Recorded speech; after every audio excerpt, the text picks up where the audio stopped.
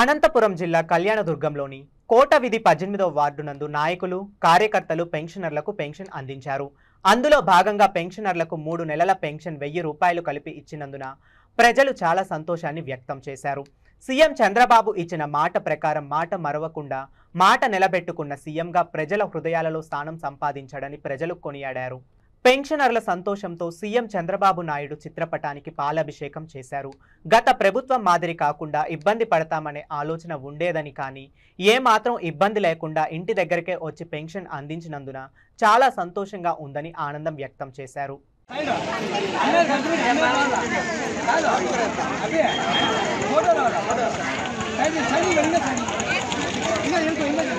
అవేనా ఇంకా ఉన్నాయా?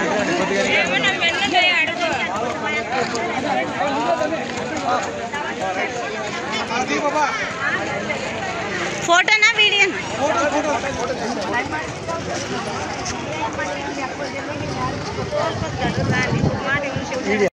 ప్రకారము 1000 రూపాయలు పెంచుతూ 4000 చేసినాడు. మళ్ళీ అరియర్స్ కూడా 3 నెలలు, ఏప్రిల్, మే, జూన్ 3 నెలలు కలిపి అరియర్స్ కూడా 1000 రూపాయలు.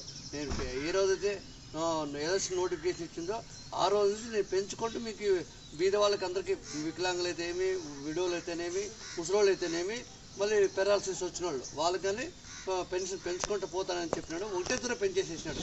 మళ్ళీ మాటికి చెప్పే పని లేకుండా ఆయన చెప్పిన మాట ప్రకారము ఒకటే తూర పెంచేసేసి 1వ తారీఖు పొద్దున్నే 6 గంటలకు ఇవ్వాలనే ఉద్దేశంతో ఆయన ఈ కార్యక్రమం మొదలుపెట్టాడు. ఈరోజే ఫస్ట్ కార్యక్రమం కాబట్టి మీరందరూ సంతోషంగా ఆయనకి ఆయన ఆయుధారోగ్య ఐశ్వర్యాలతో బాగుండాలని కోరుకుంటూ జై చంద్రబాబు నాయుడు.